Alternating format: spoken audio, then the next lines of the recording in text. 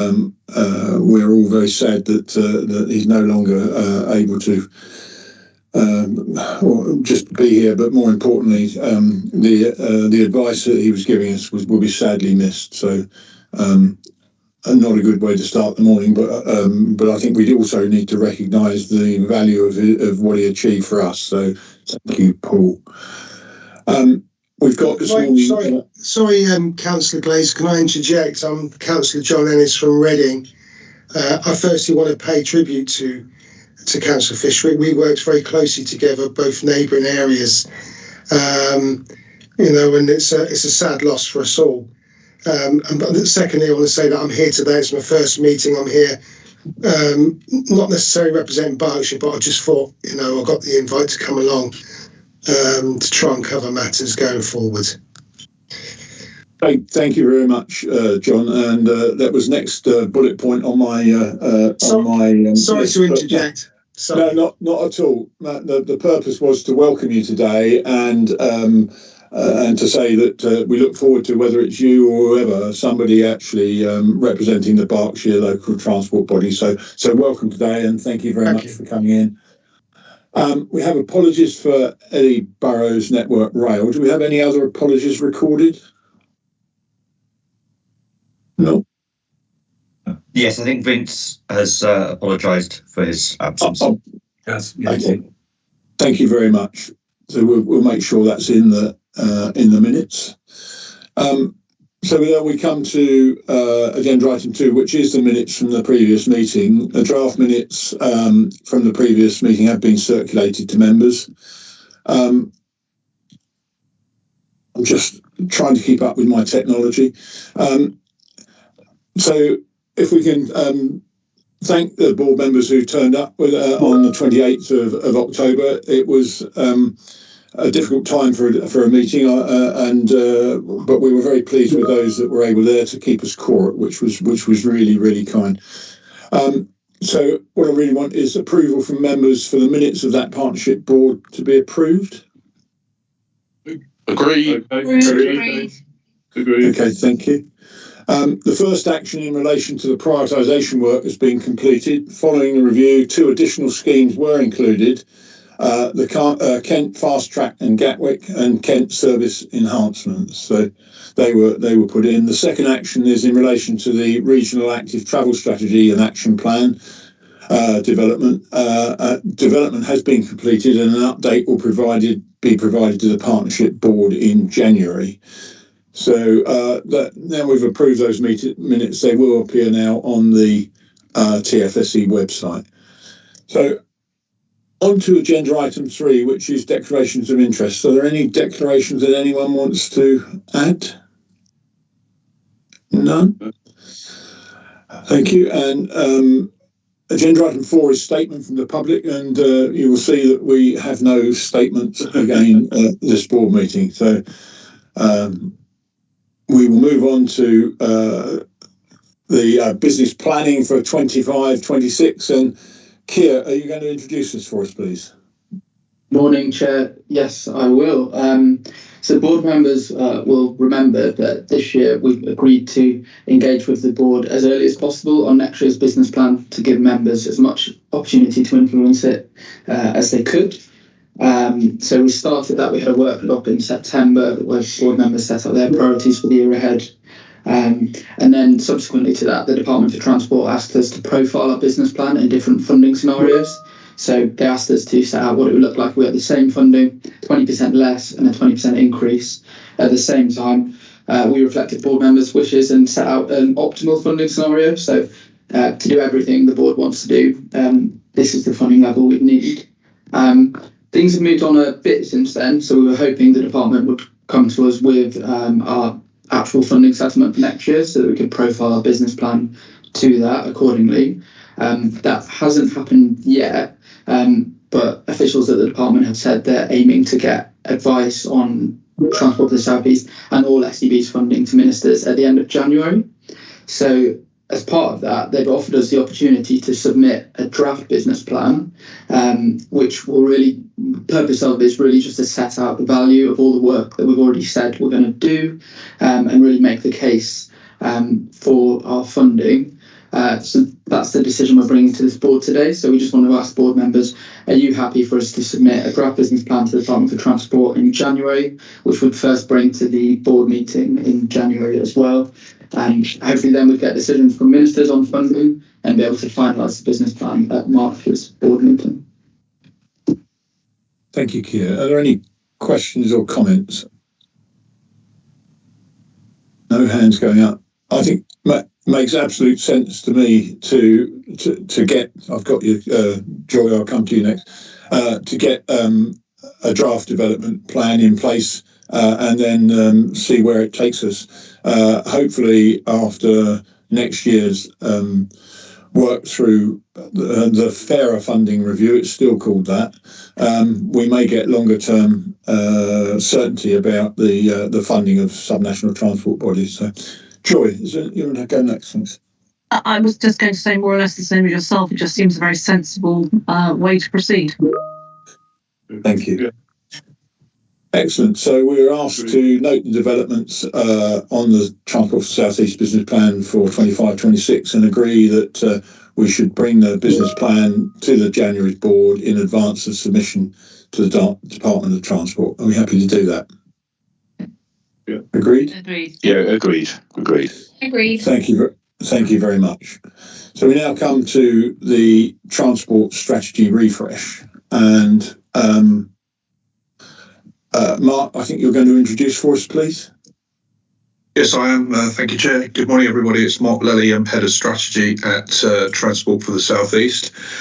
So the purpose of the paper in the pack is to seek agreement that we can take the transport strategy and the draft transport strategy and the draft integrated sustainability appraisal that sits alongside it out to consultation. Next slide, please. Next one, please. So the just briefly, just to remind everybody, just go back one, about the rationale. Just back one. There we go. Sorry, I'm getting out of sync with the slides. Just to remind everybody that we began the journey with the refresh of the transport strategy back in July 2023, when the board agreed that we should proceed with the refresh. So the production of the document, 18 months of hard work to get us to where we are today with the draft transport strategy. Just a reminder in terms of why we went through this process. We've had significant changes in government policy since the original strategy was developed back in 2020. We've had the changes to the travel market following the impact of COVID-19, which has affected the way which people are travelling around the region, and the impact of new international trading arrangements, particularly through our ports and airports. And many of our local transport authorities have also adopted new local transport plans and new local plans. So just moving into the structure of the document, which is appended to the paper. This is just the contents page, just setting out how we've structured the document.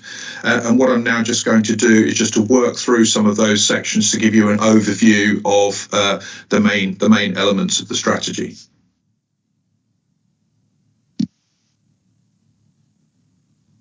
So firstly, just in terms of context, as this diagram shows, sets out how we've gone about developing the strategy. And the first thing to emphasise on the left-hand side is the previous work that we've obviously done. We did an awful lot of work to develop the first transport strategy, developed an evidence base. We subsequently developed a strategic investment plan following the publication of the transport strategy, and all that good work has sort of set us in a really good place and provided us with the the evidence base for the strategy, which we've then gone through and undertaken some refresh to make sure it's up to date. And what that first block there summarises is some of the evidence that we pulled together particular work that we've done in terms of with socially excluded groups to understand a bit more about their particular needs and requirements. And we also undertook a Your Voices survey to which 1,501 members of the public responded to give us some idea about what their thoughts were on what our priorities should be moving forward. And obviously, a refresh of the existing evidence base that we undertook, updating all of the data that we collected, and that all culminated in a need for intervention report, which was one of the fundamental building blocks of the strategy, setting out what we see as the key issues that we think we need to address. Obviously then moved on to the development of the strategy, and we've obviously presented to the board previously about sort of the vision that we've developed, the goals that support that, and then the 5 missions that we've identified as the key things that we think we need to focus on as TFSE moving forward. I'm obviously saying a little bit more at each of those in a moment. Really important to emphasise the extensive engagement that we've undertaken throughout the development of the transport strategy. As the board will know, we've had a task and finish group made up of 6 board members that has met 4 times throughout the later development of the transport strategy to make sure that we've got the check and challenge that we needed to ensure it was meeting everybody's requirements. We've had an extensive programme of workshops with officers, particularly from constituent authorities and other key partners. We also convened some expert working groups to help advise on particular issues that we thought were of importance to the strategy development. 2 meetings with the Transport Forum, where we've talked about transport strategy development, meetings with socially excluded groups, and then more recently we've undertaken some informal fireside chats with our constituent authorities just to give them the opportunity to refine the content. So just to emphasise that sort of the level of engagement that we've undertaken during the strategy development to make sure it's meeting everybody's needs. Really important for us to ensure the golden thread between what we're doing at the regional level in the middle there and what is going on both nationally and locally. Now, as we know, there have been, as I said in the introduction, there have been some significant changes to government policy since 2020 when we produced the original strategy.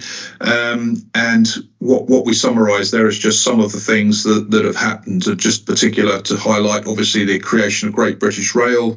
We've had the Bus Back Better document and also gear change. Now, we have to accept the reality of the current situation is, as we know, there is an emerging integrated national transport strategy. Work has just commenced on that.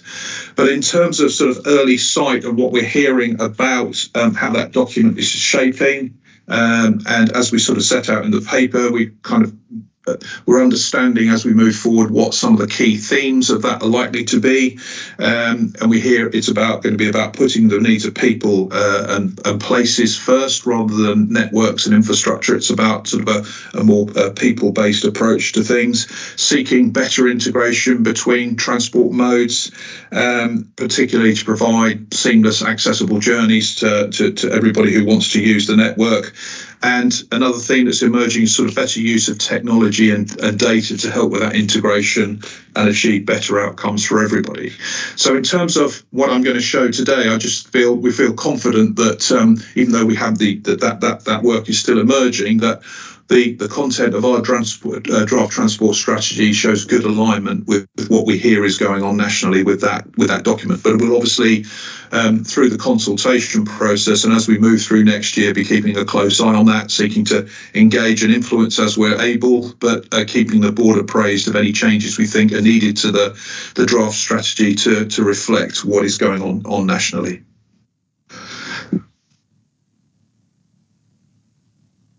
So now just moving into the document, and this obviously what I'm showing on these slides is some of the content from the actual from the document. And what this slide just summarises is some of the key statistics about our region and just some things to highlight there about the contribution that we make to GVA, that £230 billion GVA, and the sort of the significant amount of trade that comes through our ports, as emphasised by the statistic in the top right. But we also have some challenges in terms of our geography. As the slide summarises, 2 national parks and 7 national landscapes within our geography that provide some constraints on what we do, and just sort of looking obviously at the modal share shown in the sort of the bottom left there in terms of the current sort of level of car dependency that we have, and obviously one of the aims of the strategy is to obviously think about what we can do to increase a shift to more sustainable forms of transport.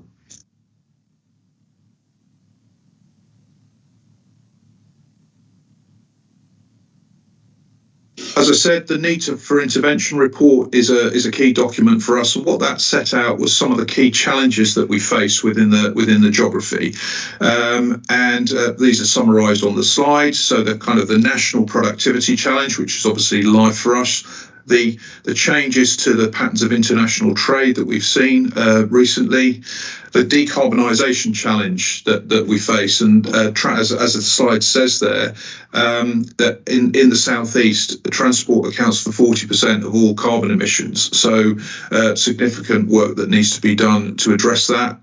The climate resilience challenge, housing affordability. The equitable prosperity, sort of top right there, about that we do have significant pockets of deprivation in the southeast that we need to address. The connectivity challenge that we face, particularly with east-west connectivity, highway congestion, the levels of congestion that we suffer on the M25 and other main arterial routes within the southeast. Ongoing challenges with funding and delivery.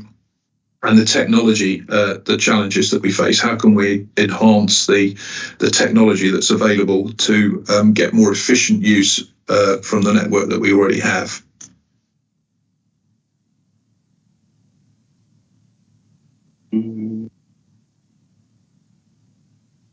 Just to emphasise that alongside the transport strategy, we've had an integrated sustainability appraisal produced, which is the mechanism for making sure that the draft strategy, how it sits alongside national regulations relating to various aspects as sort of listed there, biodiversity, historic environment, health, and equality of access. So this document has been produced alongside the transport strategy and is set out in Appendix 3 to the document, and is also out for consultation. So as well as seeking comments on the draft strategy, we're also keen to hear that, to make sure that people responding to the consultation feel that we've adequately assessed its wider impacts. As I've said there, in terms of the bullet point, that it's adopted a precautionary approach to the assessment, recognising that obviously the strategy, things sit at quite a high level. We have included some scheme impact assessments in there as a way of sort of working out how the emissions that I'm about to talk about, what sort of schemes would be needed to introduce those, but a precautionary approach with the opportunity to potentially reduce some of the impacts that the ISA highlights at a future date through further project level design and assessment.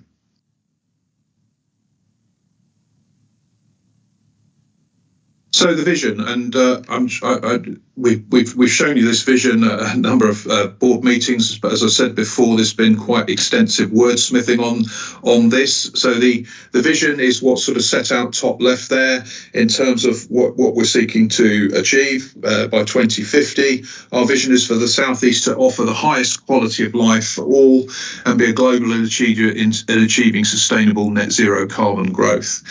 The second 2 paragraphs set out what we need, the sort of the how and the what, in terms of what needs to happen to the transport system in order to get us there, the sorts of things we need to think about doing.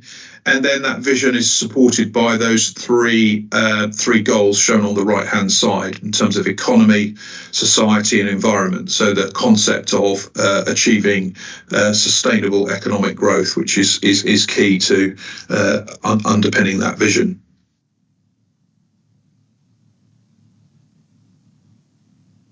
So moving on to the missions. So what we've done here is we've identified 5 missions where in terms of the problems and the issues and challenges I identified earlier, these are the things where we feel that TFSE is best able to focus its efforts to drive some change.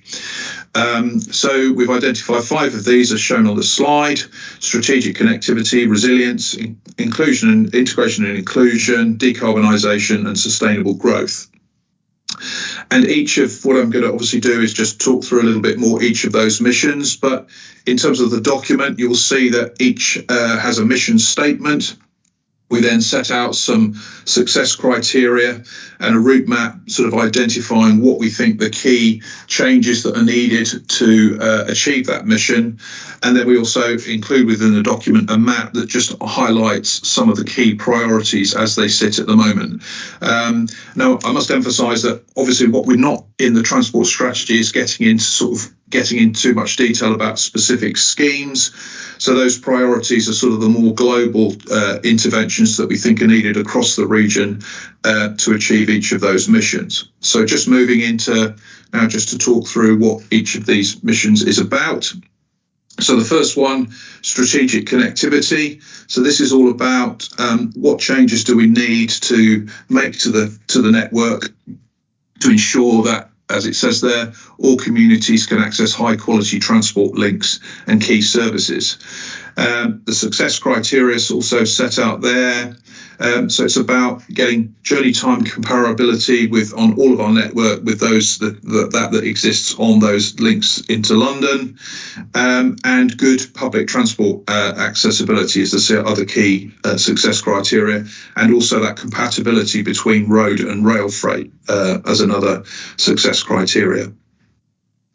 So just moving on in terms of what does that mean in terms of some of the priorities, thinking about the short and the long term.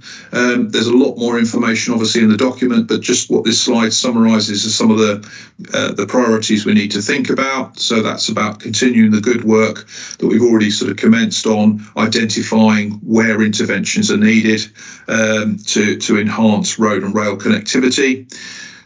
Thinking about reinstating international rail services from the stations in Kent.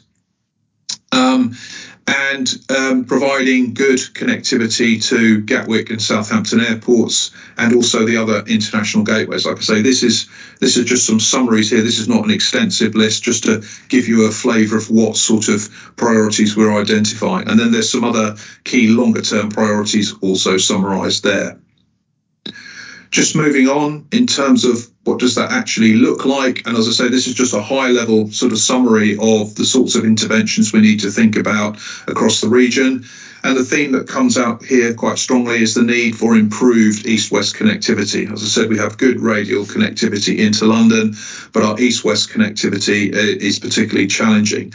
Although, as you can see there, the A34 corridor and the rail network link up into the Midlands is obviously key in terms of that connectivity to Southampton Port, but east-west is particularly a challenge. And what is just shown there are some of the bigger scheme or priorities in terms of what we need to think about in terms of enhancements to the network. Just moving on to resilience. Now, this is a new sort of mission and a new area of work for TFSE, but very much, as we've said before, a call from the floor, both from members and from officers, that we need to be doing some work in this area, particularly with the potential impacts of climate change and the impact that's going to have on the reliability of the network. So here, we're sort of covering everything from sort of the whole challenge with the maintenance challenge that we have with potholes, through to thinking about the long-term resilience of our network and the impacts that climate change may have on that, and what do we need to do to the network to ensure that the reliability and as it says there in terms of success criteria, that we continue to provide comfortable, reliable journeys. And that the second success criteria, the network has the capacity and the agility to manage, absorb and recover from major disruptions. So sort of thinking there about sort of a number of different layers. And there's more work that we need to do in terms of from a TFSE perspective to clearly identify our role in helping to achieve this mission. Just moving forward, some of the priorities for resilience in the short and the long term. So starting to think about sort of possibly our strategic role about sort of assessing the economic case, the economic impact of disruption, and helping to identify where on the network we potentially need to think about some enhancements to try and address that. But quite a comprehensive list of potential areas of work that we need to think about moving forward.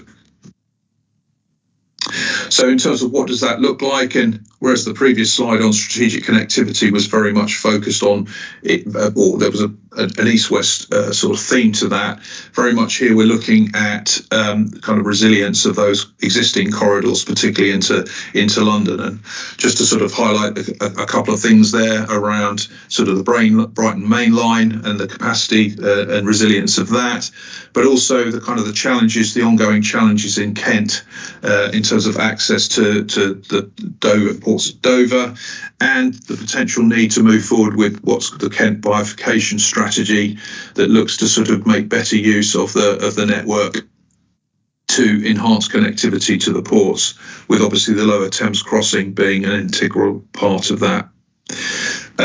Just moving forward into inclusion and integration. So this is very much about, and as I sort of said, I think there's a clear line of sight, golden thread here between what we're hearing with the integrated national transport strategy that's emerging about putting people first and thinking about what we need to do to ensure that we have an inclusive and integrated transport system that's affordable, safe, with seamless door-to-door connectivity for all users. So just moving through this one, just onto a couple of slides, just looking at the map, because I think that neatly sort of summarises where we are with this one. So what this map shows is the areas of what we call transport-related social exclusion. So these are areas characteristically with poor public transport connectivity, where we also have high levels of deprivation. And you can see that even though there's sort of quite a scatter across the region, those tend to be focused in our coastal communities. But you can also see some other pockets within the rural hinterland outside of our main urban areas. So we need to think about what interventions that could we introduce to address this, and some of those are highlighted on the slide. So introduction of some of the schemes that came forward as part of the strategic investment plan, particularly around mass transit, sort of integrated public transport and walking and cycling improvements to improve accessibility, provide people with the access to the facilities and services that they need to go about their daily lives. Just moving on to the next mission, decarbonisation. So as I highlighted that the major challenge with transport accounting for 40% of all of the greenhouse gas emissions in the southeast area, obviously a national challenge. Nationally, this is a significant challenge. And what we're obviously seeking to achieve is align with the government's target of getting to net zero emissions from surface transport by 2050. Just moving on a couple of slides into the map. Of course, what the map here, even though the map just highlights some of the locations where we need to think about a shift from diesel to other forms of propulsion on the rail network, what the slide also summarises is some of the more global interventions shown in the boxes there about things that we need to be moving forward with to address the decarbonisation challenge. So, the work that we're already, as TFC, involved in terms of the rollout of electric vehicle charging infrastructure, but also in terms of this kind of challenge that the technology will not do everything that we need it to do to get us to net zero. So it's having to think about some of the other difficult things that we need to think about around encouraging modal shift and managing demand. Just moving into the last mission, sustainable growth. Now, this is very much about trying to ensure that the transport system is an enabler for development. we know the government is going to come forward with housing targets, and we need to make sure that we're making the case for the transport investment that we need to support that growth. So we're into that sort of changing things around from rather than sort of infrastructure-led development, where lots of people get very annoyed when they see housing development coming without the supporting infrastructure. What do we need to do to prepare for that growth? What transport infrastructure is needed to make sure that we can accommodate it to as best as we're able? So in terms of just moving into the map, in terms of what that looks like on the ground, what this map just serves to highlight are looking forward into existing local plans, where some of the growth areas are likely to take place within the southeast, and some of the transport interventions we need to think about to support growth in those areas. Okay. Also important to emphasise that underpinning some of these interventions that we've identified, there are also sort of this package of global policy interventions. There are things that need to happen nationally that we need to be moving forward with, and what the slide just summarises are what some of those things are. But obviously these are important things to ensure that we can achieve our 2050 vision. Just looking forward to delivery, obviously the strategy sets out kind of an ambitious vision. We've seen the missions, but obviously we need to work in partnership with a range of people to deliver the strategy. And what the slide just here summarises is some of those key bodies that we're going to need to work with, that we're already working very effectively with to deliver the strategy. Now, we already, following the last transport strategy, we already have in place, I would say, a very robust mechanism for identifying TFSE's role in delivering the first row of documents at the top there, the transport strategy supported by a strategic investment plan. We then have an existing delivery action plan for the existing strategic investment plan or annual business plan that sort of set out where we think we need to be going and the mechanism for refreshing that. We've then also got sort of a suite of tools and mechanisms for helping us deliver on some of those. So the Centre of Excellence, which is already up and running, the prioritisation framework that we've established, and the analytical framework that's ongoing development. And then in terms of monitoring and evaluation in the third row there, we have the State of the Region report that we produce to sort of determine kind of how things are progressing. Are we on track? If not, what we need to do about that, and our annual report that also sort of sets out on a yearly basis where we think we are and what we need to think about changing. So we have in place a good mechanism for sort of, shall we say, working out what TFSE needs to do in terms of delivering on these missions. But what this slide summarises, and it is a very high-level summary, are some of the things that TFSE needs to do in terms of delivering on some of those 5 missions. So each of them listed there, and also the delivery challenge set out in the bottom right-hand corner. So in terms of strategic connectivity, developing business cases for schemes, and making sure we've got a coherent pipeline into the future. We have the existing financial challenges that we face, but that's not a reason not to plan for the future. We need to make sure we've got a healthy pipeline of ideas about what we need to be doing. So resilience, building, as it says there, building an evidence base, inclusion and integration, ensure social exclusion impacts are embedded into scheme design. So sort of doing more work to work out what that looks like. Already talked about some of the work we've got ongoing on decarbonisation around the rollout of electric vehicle infrastructure. And sustainable growth, particularly the funding challenge there in terms of how do we identify alternative sources of funding to help with infrastructure delivery. nearly finished. Monitoring and evaluation, obviously a key component, as I've said, and we have, and this is again a very high level summary. There's far more detail in the strategy document about the things that the potential ways in which we're going to monitor whether we're on track to achieve these missions, and all of that, those sort of metrics being brought together in a state of the region report that will sort of enable us to see how we're doing and what action we need to take if we're off track. So I've summarised there very briefly sort of the content of the strategy, and what we're just sort of setting here. If the board was minded to approve the strategy and the ISA for consultation, what this slide just summarises is the process that we would initiate. So, as I say, subject to the board agreeing the strategy today, we would start the consultation process tomorrow, and it would run for 12 weeks until the 7th of March, which puts us well in advance of the pre-election period for the forthcoming elections. So we have a launch webinar tomorrow. If anybody, I hope you've all had an invitation to that. If you haven't, please do email us in. That's at 2:00 tomorrow, where we'll be formally launching the strategy.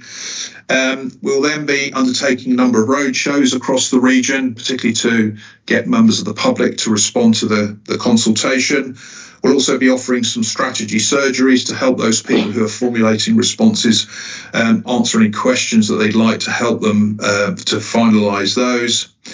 And once the consultation period closed, we would then be producing a consultation report that would identify potential changes that we thought we needed to make to the strategy to reflect the comments we'd received, and bringing a report back to the board in July 2025, setting out the proposed changes and asking the board to agree that. And then we would have a final strategy ready for submission by to get agreement from the board in October for submission to government.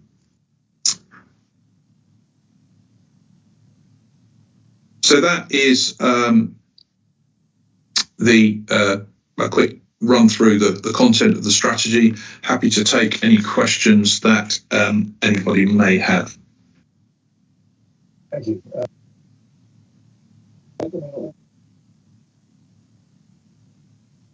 You're muted, Keith. Take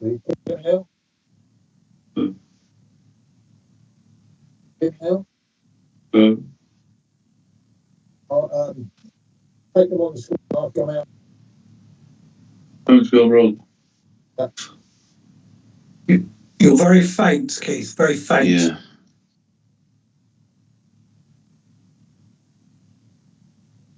You're mute again.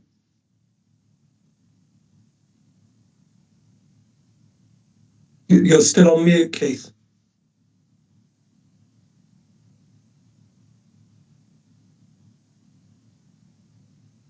Looks like he's left a meeting. I think he's gone to reboot. Yes. Shall we just run through the questions? I'd say but that would be the best bet. Yeah. So Trevor, Councillor Trevor Newton, you're first, and then Councillor Cox, then Simon, and then Daniel. Great. Firstly, thank you for a really informative and presentation. So much work there, and I honour that and credit that. So I think it's really, really positive. So many good things there. So I just want to celebrate those points. The question I've got is about how we apply priorities, and in some ways you've answered that question, but I just want to check in on this. So you've got strategic connectivity. And resilience, which are separate feeders in terms of your presentation. The reason I perhaps give an example and explain where I'm coming from. So the resilience, it's maybe a second connection from Brighton through to London is under resilience rather than strategic connectivity, which I understand the basis of. But I just want to check in on that. One is, would there be a different priority to those two, and therefore will be that resilience connection, the second connection from Brighton to London, be a sort of second a priority to other things. In terms of that proposal, I'll be very keen to consider not just a second connection to London, but maybe a rail connection, in terms of rail, to Kent, so get that connection through to Tunbridge and then onwards from Tunbridge would be very positive to avoid people who are having to go to North Kent, for instance, choosing by given real choice between a railway or road option, rather than having to go to London, which is a very tortuous and long route at the moment by train. I've got second questions. I would list a few questions, if that's okay. Keep note of that. So you reference the decarbonisation or neutrality of the surface transport by net zero by 2050, and obviously that's a present commitment by the government. I just want to check in whether there's any likelihood that might change, whether it might even be more ambitious. I'll just throw that in, whether or not there's any indication to suggest that or not. Just want to check in on that. And the idea of sustainable growth. I'm wondering how those fit together, really. The example that comes to mind, and I appreciate Joy's here to comment on this more to West Sussex context, but something like there's a lot of housing developments up between Shoreham and Guildford along the old Downslink railway. The ideal, in my mind, if it were that railway to be there, we'd be able to connect those communities that have been presently built and I think planned for, if I understand correctly, in West Sussex, to a really good railway service to connect from Guildford through to Shoreham and the South Coast in that regard. Clearly, that would be quite an ambitious project, but I just want to think, is there any how it all connects in terms of that sustainable growth, bringing in railway connections and obviously bus connections and public transport, really good offers on public transport to enable those developments to be connected well, to not have to then rely on car only or options, which is, I don't believe that's very sustainable in terms of sustainable growth. So I just throw, there's quite a lot of questions in the mix there, but I just put those in, if that's okay. Shall we deal with those first, Mark, and then go to the other hands?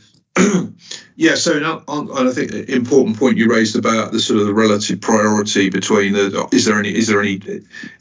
is one of the missions more importantly than another? The answer to that is no.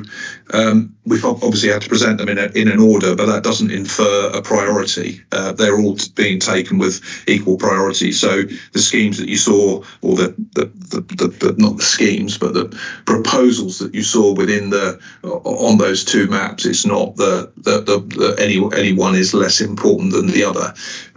So I think that's an important point to make.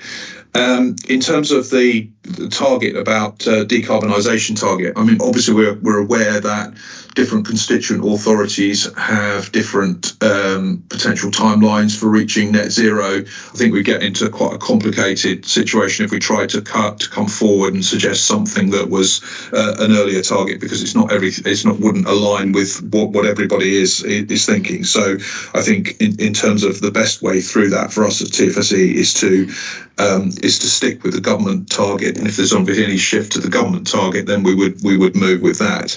Mm-hmm. In terms of the sustainable growth mission, obviously the thing which is going to come forward, which we don't yet know about, is the sort of the new towns proposals. We hear that's the list of potential new town locations is to be published July next year, is the current sort of date for that. And I think, like others, we await to hear sort of where the government is thinking of locating those, where in the southeast there may be proposals for those, and then obviously what would be the best mechanism for delivering the infrastructure that's going to be needed to support those. And obviously we'd be looking to work alongside other partners to help deliver on that. So those are some very sort of quick answers to those three questions. I think Keith, you're back now. Could I? Sorry, I'm just going to come in on that Downslink piece, which Mr. Beeching took away some time ago. Yes. A lot of it has actually been built on it. Industrial estates, etc. And I would have thought, actually, if there was any line coming into the south coast, it would be what I call the old Bluebell Railway. It was actually the one through Upfield, which was actually a far more potential than the Downslink ever would be.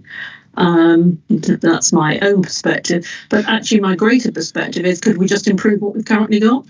Yeah, can I just briefly, at that point, I totally do agree, the Bluebell connection Upfield to Lewes, that's, I think, it's in the resilience map there anyway, and I think that's really positive. I mean, I don't want to step into West Sussex detail, but just thinking if there's lots of new houses going up in that area, I'd be very keen to think how they might want to give us the option of commuter train if they come to Brighton or something like that to work. That's my thinking there. But I appreciate that. having actually cycled that route myself last year, it's quite interesting how much development is going up and how much building work has already taken place along that route. So it's quite interesting. Keith, are you back? I'm trying. Can anyone hear me? Yes, you're back. Yes. Okay. Thank you very much. Been out and back. Apologies for that. Technology was never my strong point. So we now Sophie next, please. Lovely, thank you. Sophie Cox, the leader at Worthing Borough Council.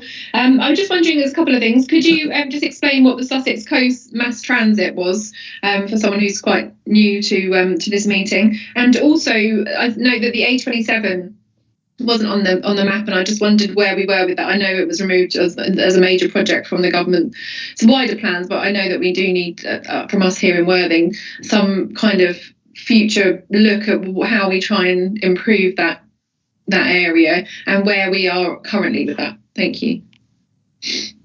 Mark? Yeah, so the Sussex Coast Mass Transit proposals are set out in the Strategic Investment Plan, quite a comprehensive packages of things that we think we need to do to improve connectivity by public transport across that area. So they're made up of a number of components. And what we can do is, if we can write to you afterwards, just to sort of provide you with the detail of what that looks like, just so you're au fait with that.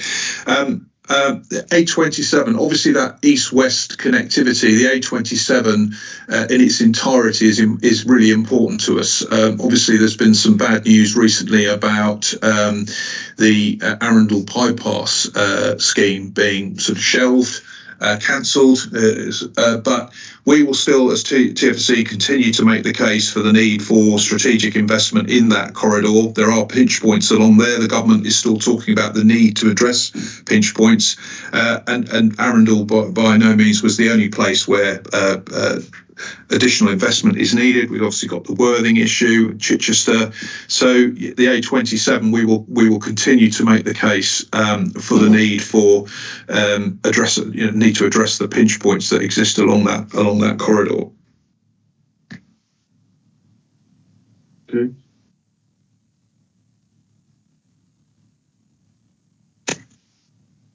You've gone again, Keith. Yeah. I think I'll have to take over, Rupert. Keith, you're again. You've your sound has gone. It looks like it's gone out again. Sophie, is that all right? Can I? Yeah, that's fine. Thanks very much for confirming. And yeah, if you can send that over afterwards, Mark. Thank you. And Simon next, please. Yeah, thanks, Rupert, and thanks very much, Mark. That's really good. Just to say from the start, I think I said at the last board meeting, Simon Curry from Medway Council, for those who've not met me before. I came into this late myself, so I wasn't involved in the production of this strategy, and it's one of the most comprehensive ones I've ever seen, and I've been around quite a while now. I've not seen anything on this level. To be honest, it's really quite good, actually, in so many ways. Covers a lot of pretty much everything that we wanted to cover, and that is brilliant. I've got a couple of just minor points, if you like, and references, and a question as well. One is in relation to government policy. You mention it quite a lot. It has changed significantly, particularly with the new government coming in. And the biggest word that you hear from them all the time is growth. And although you talk about growing the economy and helping and that sort of thing, I think through the consultation, which over the next couple of months, we might find that takes a much higher priority, and the contribution, obviously, that our transport network has. And in particular, just sort of emphasise this, but I can't emphasise it strong enough, is the link to Europe. That 20% drop in trade that you highlight in the strategy is hugely important, and the role that we've all got to play through this board and through the work that you guys are doing is going to be fundamental, not just in South East, but on a national scale. So I think that's going to come out a lot stronger as the consultation goes on. That's just that point. And also in relation to two sort of more vague areas, which you also refer to, as I say, the strategy covered everything, so I'm just highlighting issues rather than bringing anything new in, but it is about franchising of the bus networks and the devolution issue and how that's going to pan out over the next few months going forward. So I think those two sort of national policy issues will come out really strongly in that respect, and obviously we've got a key role in both of those. And just picking up on the franchising and talk about buses, I was at the Southeastern Stakeholders Forum a couple of weeks ago. Probably the biggest issue that was discussed at that forum from all the stakeholders was integrated transport and linking with the bus networks and the rail, getting those together. Certainly a massive issue for us in North Kent because of the amount of development we've had over many, many years and how our bus networks don't function properly with the railway. So that's something that really came out strongly at that forum. And I think that will be something that will come through in the franchising issue as well. And the couple of other issues that came through, I think primarily is around the freight issue as well. Freight links, going back to the European links that I mentioned, and where we would put the freight hubs in the southeast, and because those need to scale up if that trade issue is going to be resolved. So getting the freight off the lorries onto trains and then through to Europe is a key issue that's been mentioned a few times as well. And then in terms of just a couple of other issues is in relation to the stations issues that was mentioned, has already been mentioned just a few minutes ago. A couple of the major development schemes that have been put forward for housing, one in North up near Who, and I know there's a Maidstone one, I think it's Heathlands one, where I think it's almost wishful thinking on the part of the developers putting their schemes forward for sustainable transport. They say, we can always put a station in here. And of course, the likelihood is very slim for that to happen. But that seems to be mentioned a few times in terms of major housing developments, and certainly in Kent. So it's just something to flag up there about the idea that they could just drop a station in wherever they feel like it to make their development look better is the question. And the one final thing is really a question, about halfway through the report, talking about different areas. There's mention of the Inner Thames Valley, and I wasn't quite sure what was meant. I think it's page 69 of the report. In the Inner Thames Valley, and what you mean by that area. I was just a little bit confused about that point. But that's my comments. Thank you very much.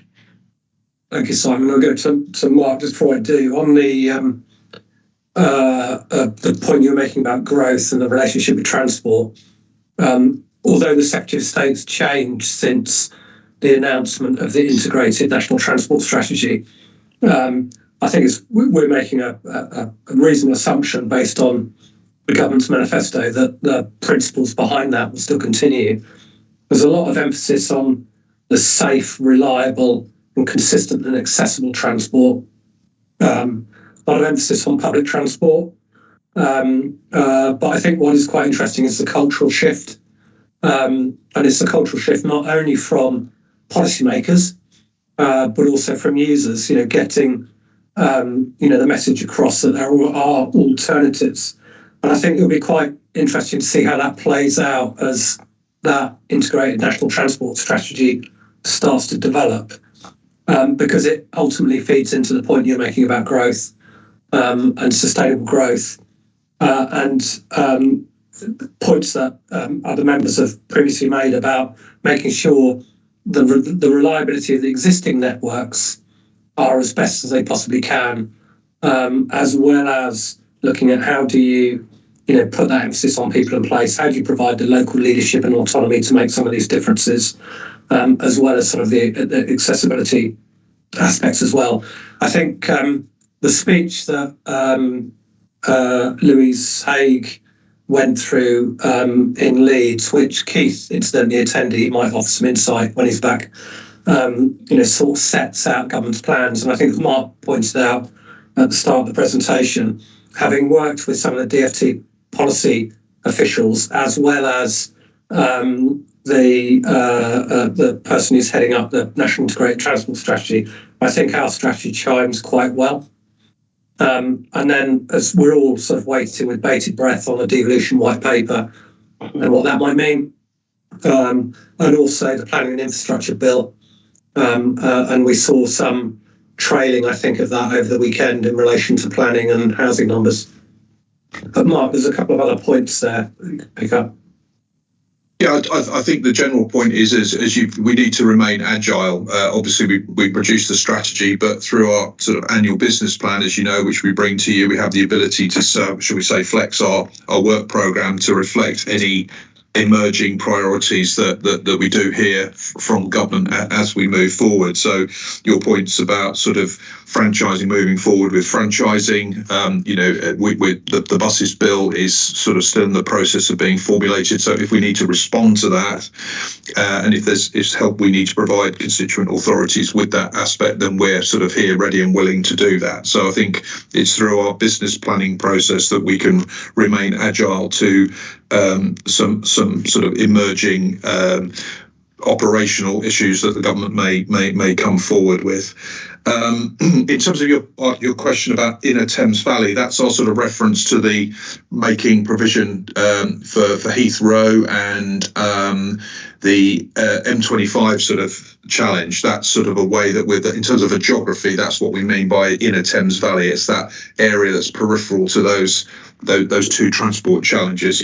If that's not a good enough answer, please do get in touch and we can write out to you on that particular aspect. So I think that in terms of in terms of between us, Rupert, I think we've around freight and freight hubs, Mark. Yes. So to emphasise here, we have some work that we'll be sort of bringing to the board at some point on location of warehousing space within the southeast, and also a separate piece of work looking at this challenge of a modal shift between road and rail. Where would the potential rail freight interchanges be within the geography? So we are, from a technical point of view, we've already got work in place to sort of ensure that whole question about provision for freight is being adequately dealt with. That's really helpful. Thank you. Keith, are you back? I can't see him. I think I can see him on screen, but I can't hear you still, Keith.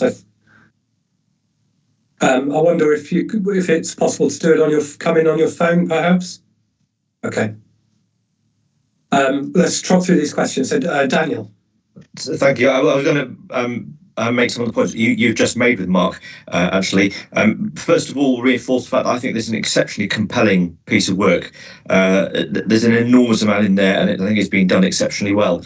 My point, which hopefully builds on a bit, but continues what you were just talking about, is how do we capture in a strategic way our approach to collaboration with critical stakeholders? And I'm conscious of the fact that devolution could shift things dramatically, but the reality is that there will always be some areas of responsibility and some of primary accountability, some of which, and we may be either accountable or responsible, but we will never be excluded, I assume. How do we capture in this piece of work, in this document, and communicate to our key stakeholders how we propose to work with them? Because none of this can be done in isolation.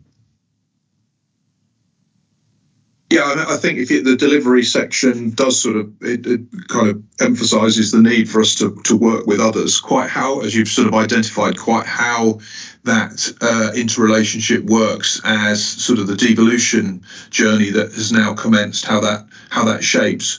We will have to see and remain agile to that. But we have, I think, in the delivery section sort of emphasised the need for us to work collaboratively with other national agencies, particularly national highways and Network Rail. And we already have a memorandum. And I think those are good points, but actually they're fairly straightforward, because it's clear what National Highways' role is and what Network Rail is, and we can do our very best to complement them. I think the bigger issue is with the local authorities, where there is a discussion about the extent of statutory powers and the location of them, for example. It may be helpful to be explicit as to where we think we can play best alongside the local authorities, knowing, as you say, that we have to be agile because it can change. But having a straw man in there might possibly remove some of the risk of assumption that we will be conflicting rather than complementing.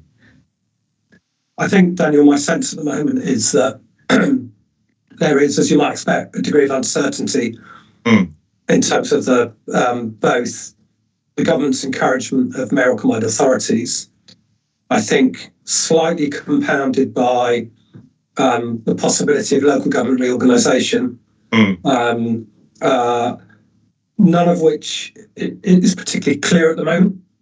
I know that the dates for the white paper on devolution have shifted backwards a bit. I think the latest date the latest rumour is 16th of December, to get a bit of clarity on that. I think from a TFSE perspective, whether it's a local transport authority or a mayoral combined authority at some point in the future, our governance makes provision for that circumstance. So I think from governance terms, it's relatively straightforward. For the point you make about powers, there are going to be, and again, there's a degree of uncertainty on this, but potentially a mayoral combined authority could produce a local transport plan for their area. Very much that is their thing, and it's not something that, other than supporting with evidence and the like, that TFSE would be responsible for reducing. So there's probably going to be a point where there are some powers that rightly sit with the local transport authority or mayoral combined authority, some powers that are potentially shared. And you remember last time we spoke about a proposal to government, we were talking about using powers with consent and powers that were concurrent. So there's probably a combination of that. And then there's probably a third one, which will be, I think, the point that you're making about those strategic powers of influence and advice to the Secretary of State that potentially sits with an STB. It's all a bit unclear at the moment. I think I am hopeful on the 16th, probably like many colleagues around the table here, that a little bit more clarity comes out. It's uncertain whether it's going to be more directive or prescriptive, or whether it's going to be a set of broad policy headlines encouraging. I think it's fair to say that we aren't yet clear on that. But I think we stand ready, and it's one of the key roles of Transport South East is support our local transport authorities, get the best for them and the best regional outcomes. Great. I think that's worth being very, very explicit about. But thank you. I'm dreading asking the question, but I can't see Keith's back. No, it doesn't seem to be. In which case, I'll go to Councillor Ennis. Thank you. Well, thanks for the presentation, Matt. As someone who's new to it, I felt quite pleased, reassured that there's a lot of our alignment with our local transport plan in Reading with what the purpose and the policies are here. So that's really pleasing to hear that. There's just a couple, some of the similarities. I'd like to try and get to the launch tomorrow too. If an invite could be sent, that would be really helpful. And there are similarities about Bus and Rail, but the question I wanted to raise, along with a couple of other points, is what we would call a legitimate challenge. And there is a legitimate challenge in the South East with urban areas who many of whom are concentrating on public transport. We have the public transport infrastructure, and we're trying to reduce car use, to be honest, to try and avoid congestion, to a lesser or greater extent. And then we got the issue of rural areas where transport isn't the same, and we have to be honest about that. In the urban areas, that in the rural areas, transport, the offer is not the same, and therefore car use will be higher, and that sometimes often has a knock-on effect in a town like Reading, which is a quite an urban regional area in many ways for the north of the southeast. So I hope that's been addressed in the difficult as it is, how that can be addressed in the strategy. That's the first point. The second point is the solution of train travel. We're big on bus. We've got our own bus company, as we always boast, one of the third highest in the country. But there's an element of reluctance. I mean, some people call it snobbery, but there's an element of reluctance for people to use the bus, a small number, whereas that may not be the same with the train. And that's why I'm really keen on, the train travel, the emphasis on train travel. I think if we got that and we had some national government support on that, we could be onto a winner. That's really my 2 points. For questions on how that challenge will be met. Thank you. Mark, pick those up. Yeah, yes, I think in terms of that, as you saw, we have the mission on inclusion and integration, which provides us sort of with the springboard for this. I think the only comment I could make is quite encouraging the noise that's coming from the DfT about the sort of the future of buses.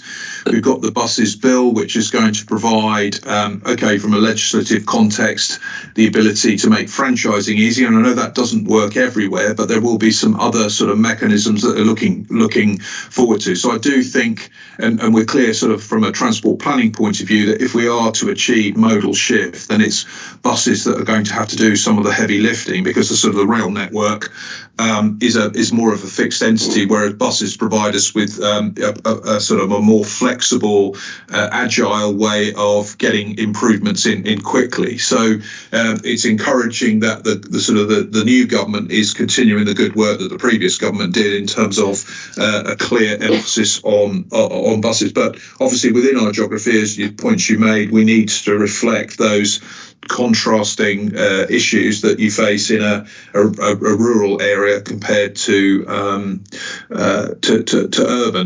So there isn't sort of a one size fits all to this, and we need to remain kind of agile to that challenge as well, which we will continue to do.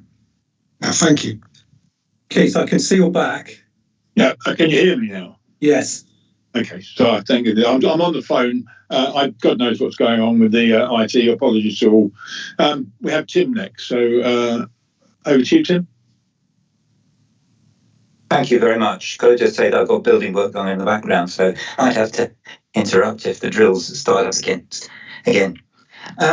I was pleased with the strategy as a whole, and I thought it was a very thorough and impressive piece of work. I'd like to note that goal 3, which under one of those underlying the strategy, is to protect and enhance the South East's unique natural and historic environment, which does, I think, run very much along with the purposes of national parks, which are to conserve and enhance the wildlife, natural heritage, and cultural heritage of the national park. So I think there's a good alignment there. And sometimes I think that, in fact, it came out a bit earlier in the discussion, there's a tendency to see national parks and protected landscapes and the number of those we have in the southeast as, in a sense, a constraint on progress. But while I can see what that may imply in terms of network extensions and things of that kind, nonetheless, those areas are part of what makes the southeast the southeast.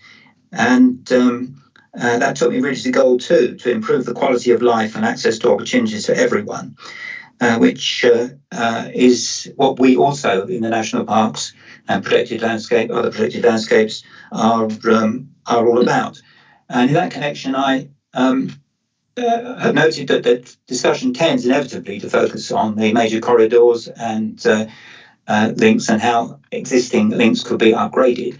But I would like to put in a word for rural transport and active travel. I know there's a separate active travel strategy in development, but I think in looking at the major strands of the transport network, we shouldn't overlook what can be very important in reducing isolation of rural communities. Although that hasn't figured much in discussion, I hope it will figure in the in delivery going forward. Thank you. Thank you, Tim. Mark, is there anything you want to add to that? Yeah, I think a couple of comments. I think that you'll see in terms of the strategy that we sign up to the concept of biodiversity net gain, so that in terms of when a scheme is being introduced, that what we actually do is seek through the implementation of that to introduce some environmental improvement rather than degradation. I think that's a key theme in the strategy.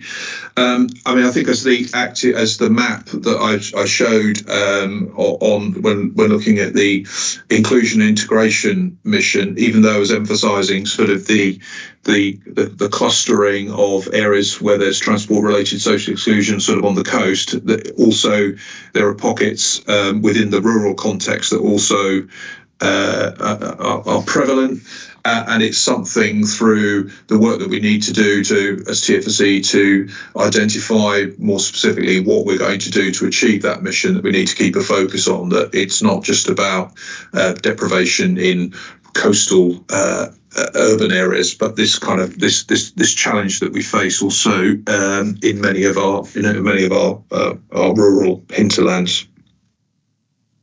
Thank you. Jeff, I think you're next, please. Thanks very much, Keith.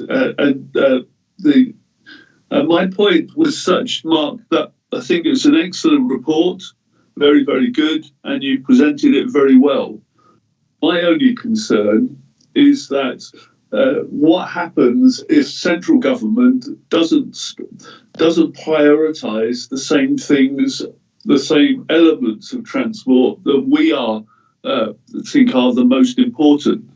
And I in all the time I've been working on transport, the danger is that you say, oh well, we won't chase after that one because that's only our sort of third or fourth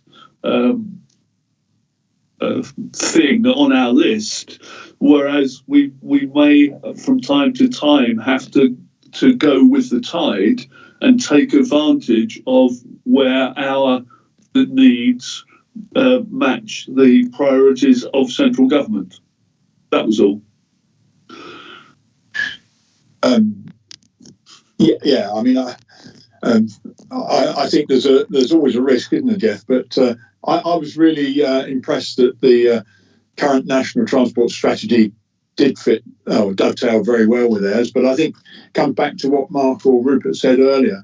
We're going to need to be agile in going forward. So hopefully we'll second guess some of it, and I'm sure we'll get some of it right and some wrong. But it's a good point that you make. Is there anything you want to add to that, Mark?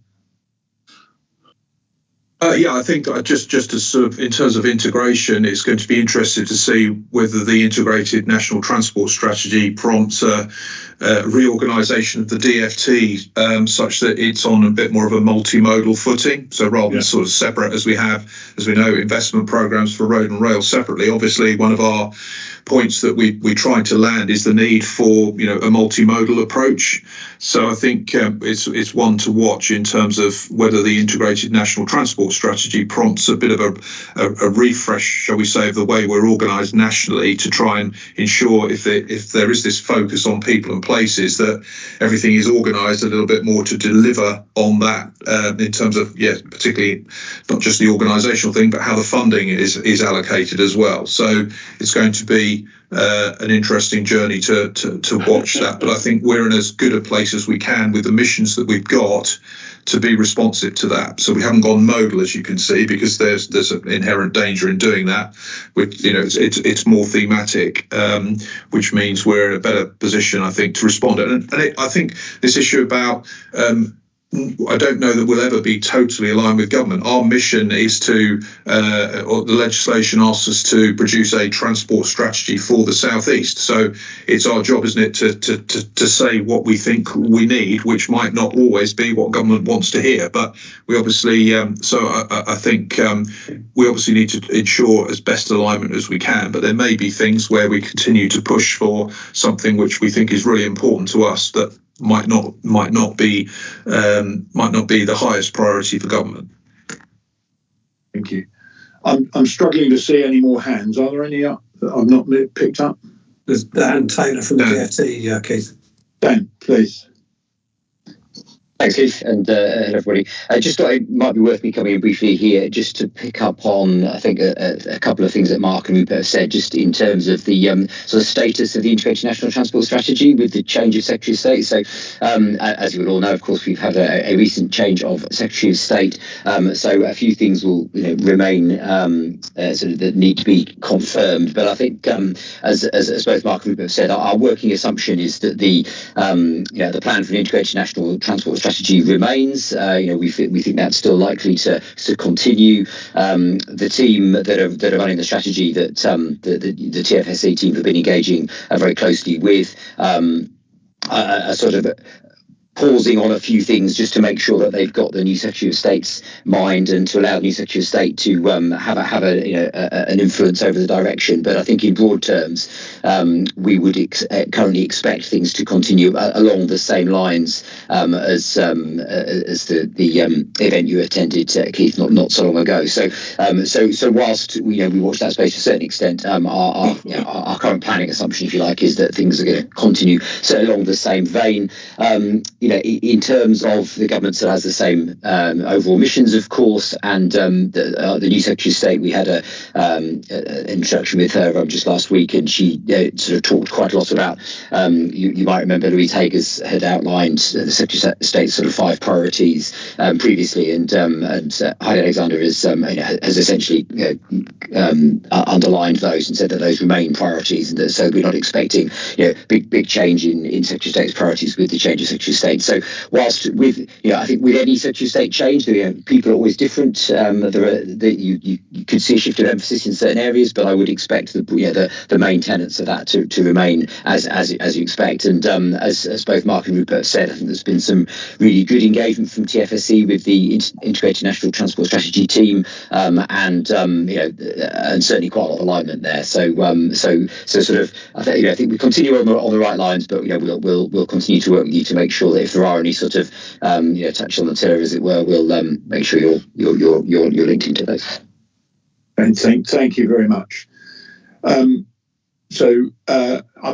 me, summing up before I go to the recommendations, I'd just like to thank everybody that's been involved, because I think the working parties, the team putting this together, the forum, all of the people that have had some input, make it a much better document. And what we really do need now is the ability to go out and see what other people think of it. So the recommendations are that members of the Partnership Board were recommended to agree that the draft transport strategy and the draft integrated sustainability appraisal be approved for public consultation. Are we happy to do that? Agreed. Yeah. Agreed. Thank you all very much, and thank you for the presentation, Mark, and all the good work that's going on. Very good. We come to agenda item 7, which is Chief Officer's report. And Rupert, I think you're going to introduce, please. Yeah, thank you, Chairman. So just a few points I'd like to pull out. Firstly, in relation to funding and budget, we touched upon this as part of the business planning process. So the department has had their resource and caps and expenditure limits set. It takes a while for that to filter down through to the various policy leads within the department. It's worth noting that it's effectively a rollover from previous year. So when you take account of inflation, it's a real terms reduction in the amount of expenditure the department has. But that's a common theme across most government departments. I know the DFT team will be working through this and will give us as early a sight as they can on budget. It does mean we're also thinking about the implications of the spending review for the spring and what that might mean, particularly in relation to some of the cancellations that we've seen in recent months. So we saw the M27 Junction 8 cancelled, A27 Arable, which we touched upon, Worthing and Lancing. All of this is along quite a key corridor for us. And I think, as far as I'm aware, we're waiting for a response from the Secretary of State to a joint letter sent by the chairman and the leader of West Sussex around that particular corridor. I've touched upon devolution. I suppose it's just worth noting that we extended the consultation period on the powers that we may wish to consider at some point in the future. This was to reflect the fact that the devolution white paper hadn't landed.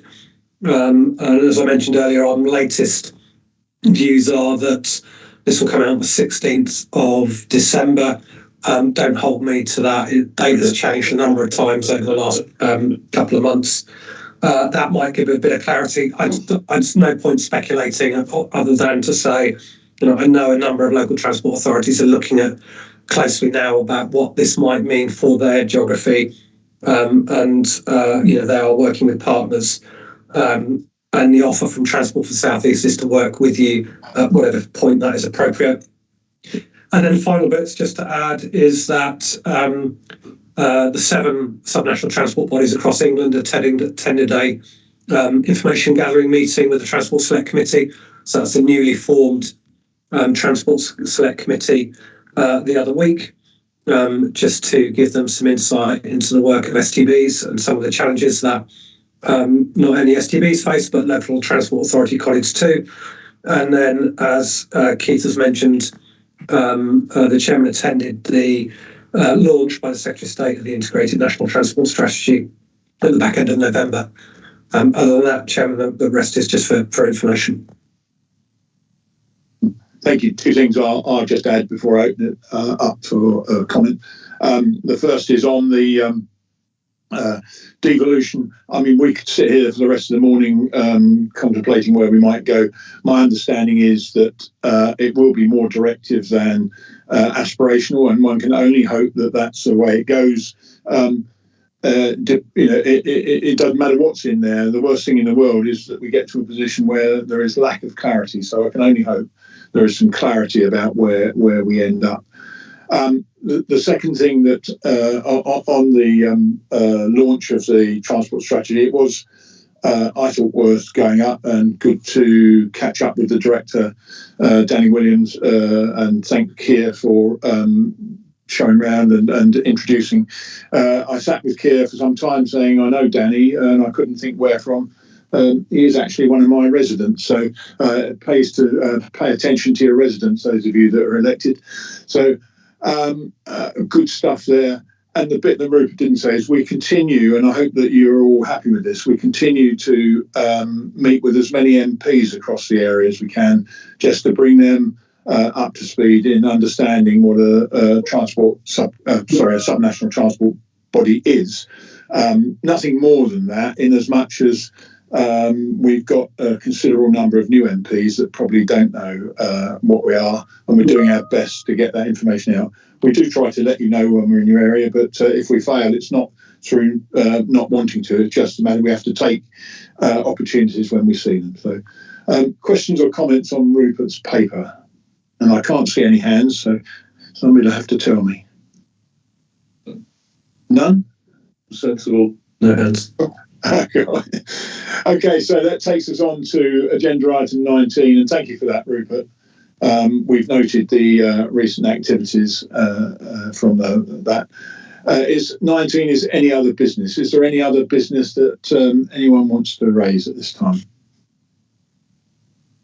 Again, I can't see you. No? No.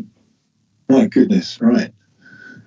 Well, the next meeting takes place face-to-face on Monday, the 27th of January at the Institute for, can't remember the other two bit, but ICE. Institution. Don't say institute. Oh, sorry, Jeff. Perhaps you'll introduce it. You're much better at it than I am. The Institution of Civil Engineers. Civil Engineers, yeah. Well, and thank you for that.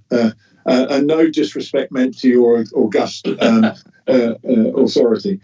At 1 Great George Street, London. So if there's nothing else that anyone wants, can I again thank you all very much for your input this morning. Getting this right is important to all of us. Just on, I don't have to say it because you know, on devolution or anything else that's going on at the moment, if you've got any queries, questions, please contact me or Rupert or any one of the team, because if we can help, we will. But just to reiterate what Rupert said in the last bit, this is about us as a subnational transport board helping our transport authorities to get the best for the South East. And hopefully we can conclude that sooner rather than later with the devolution paper that takes us forward. On that, I'll stop and I'll go back to find out what's gone wrong with my IT. Thank you all very much. Okay, thank you. Thank you, everyone. Thank you.